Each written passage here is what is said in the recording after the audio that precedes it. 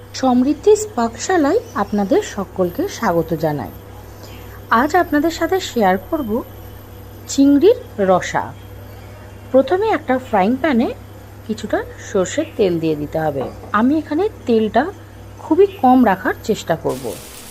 তারপর একটা বড় সাইজের আলু টুকরো করে কেটে নিতে হবে এবং আলুটাকে খুব সুন্দরভাবে ভাজতে হবে, একদম গোল্ডেন ব্রাউন কালার করে।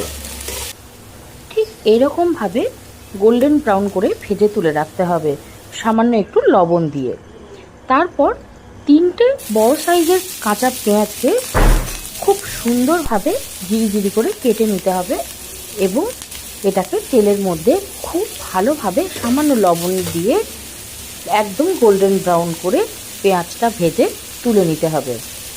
এখানে একটা জিনিস খেয়াল রাখতে হবে, আমার কাছে 500 গ্রাম টাইগার প্রন এবং একটা 150 গ্রাম সাইজের আলু আমি একসাথে রান্নাটা করব। সেটার আন্দাজ অনুযায়ী আমি 4টে বড় সাইজের পেঁয়াজ খুব সুন্দরভাবে কেটে নিয়েছি।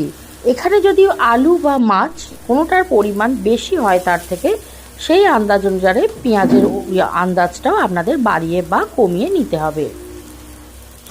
এরপর দিয়ে দেব আদা, জিরে, এলাচ এবং 4টে শুকনো লঙ্কা দিয়ে একসাথে আমি একটা পেস্ট তৈরি করে রেখেছিলাম।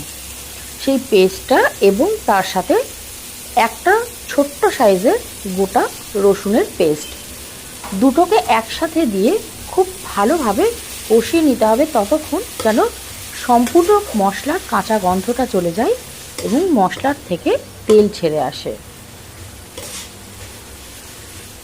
এইভাবে খুব সুন্দর করে হালকা হাতে ধীরে ধীরে গ্যাসের ফ্লেমটা কমিয়ে দিয়ে ধীরে ধীরে এটাকে রান্না করতে হবে। তারপর দিয়ে দিতে হবে 2টো বড় সাইজের টমেটো অথবা ছোট 3টে টমেটো। আমি এখানে 3টে টমেটো ব্যবহার করেছি। টমেটোটা এখানে বিশেষ ভূমিকা রাখে এই রান্নাটার ক্ষেত্রে। তারপর দিয়ে দেব আন্দাজ মতো হলুদ এবং লবণ,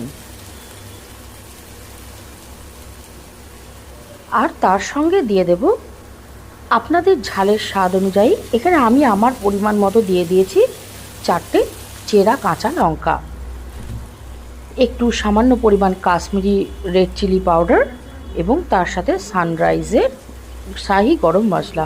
আমি এখানে সানরাইজের গরম মশলাটাই সবসময় রান্নার ক্ষেত্রে প্রেফার করি।